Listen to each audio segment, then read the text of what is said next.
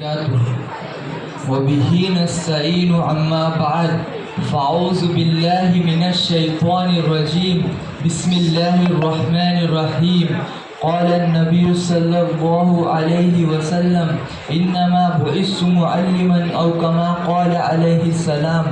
محترم سامعین کرام، اساتذہ کی اہمیت اس بات سے بھی ظاہر ہوتی ہے کہ دنیا کے تمام مذاہب نے اللہ کے حقوق کے ساتھ والدین اور استاد کے حقوق و احترام ادا کرنے کی تلقین کی ہے۔ ایک بچے کی تربیت میں جو حصہ ماں ادا کرتی ہے وہی بعد میں ایک استاد نبھاتا ہے۔ استاد صرف نصاب تعلیم نہیں پڑھاتا، وہ شخصیت شادی یعنی پرسنالٹی ڈیولپمنٹ کا کام بھی کرتا ہے۔ تعلیم کے ساتھ تربیت ٹریننگ بھی دیتا ہے۔ آج کا بچہ کل کا مثالی شہری یعنی آئیڈیل سٹیزن بنے گا۔ اسے پہلا سبق اپنے اساتذہ سے ہی لینا پڑتا ہے اور ان کی نگرانی میں ہی بچہ جوانی کی سیڑھی پر قدم رکھتا ہے۔ اسے اپنے اساتذہ سے صرف نصابی علم نہیں ملتا بلکہ اخلاق، تہذیب اور ثقافت کا بھی درس ملتا ہے۔ ٹیچر کے بغیر تعلیم کی تکمیل نہیں ہو سکتی۔ وہ زندگی کے تمام معاملات میں ایک گائیڈ کا کام کرتا ہے۔ 19ویں صدی کے اواخر میں یورپ میں صنعتی انقلاب آیا اور ساری دنیا پر اثر انداز ہوا۔ اس انقلاب کے نتیجے میں مادیت اور لادینیت کا وہ سیلاب آیا کہ ہماری بہت سی اخلاقی و روحانی قدریں برباد ہو گئی، قدیم تہذیبی بساط ہی الٹ گئی۔ ظاہر ہے کہ ہمارا قدیم تعلیمی نظام بھی بدلا اور اسی کے ساتھ استاد اور شاگرد کا رشتہ بھی متاثر ہوا۔ المیہ یہ ہے کہ جو محبت اور تعظیم کا رشتہ تھا، جو خلوص اور تعلق خاطر پر مبنی تھا، وہ کاروباری سطح پر آ گیا۔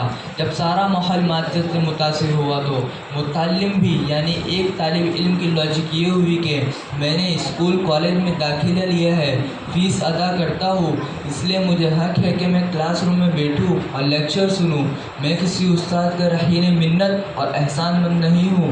دوسری طرف معلم یعنی استاد بھی اسی ماحول کے پیداوار ہے۔ حضرات، چاہت اور اپنائیت کے اس اٹوٹ رشتے کو پھر سے قائم کرنے کی ضرورت ہے۔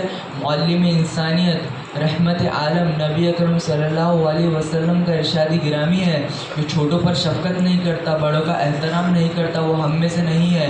طلبہ کو یہ نہیں بھولنا چاہیے کہ وہ اساتذہ سے فیض حاصل کرتے ہیں، اساتذہ ان کی ذہنی پرورش کرتے ہیں، وہ ان کے محسن ہیں، اور شرافت کا تقاضا یہ ہے کہ اپنے محسن کے سامنے انسان کی نگاہیں جھکتی رہے۔ دوسری طرف استاد کا یہ سمجھنا کہ ان معین گھنٹوں کے بعد شاگرد کو یہ حق حاصل نہیں ہے کہ وہ میرے دروازے پر دستک دے، صریحاً غیر اخلاقی ہے۔ شاگرد ان کی معنوی اولاد ہے، وہ اپنی طالب علمانہ زندگی میں نہیں بلکہ عمر بھر یہ حق رکھتا ہے کہ جب بھی اسے کوئی الجھن پیش آئے تو وہ استاد کے دروازے پر دستک دے اور اس کا مشورہ چاہے۔ ابتدا میں شفقت و تعظیم کی بات آئی تھی۔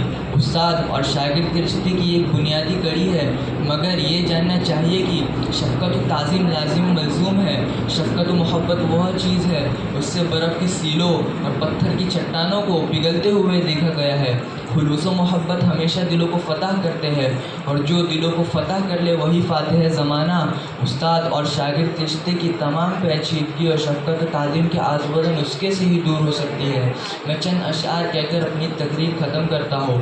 استاذ ہوں، مجھے اس پر ملال تھوڑی ہے، استاذ ہوں، مجھے اس پر ملال تھوڑی ہے، ملک کا مستقبل سنوارنا آسان تھوڑی ہے، بس استاد ہی فکر مند ہے سب کے عروج کے لیے، بس استاد ہی فکر مند ہے سب کے عروج کے لیے۔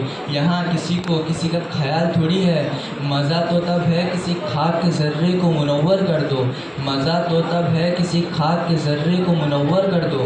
صرف اپنی ذات کو روشن کرنا کمال تھوڑی ہے، مٹانا پڑتا ہے خود کو قوم کی ترقی کے لیے، مٹانا پڑتا ہے خود کو قوم کی ترقی کے لیے۔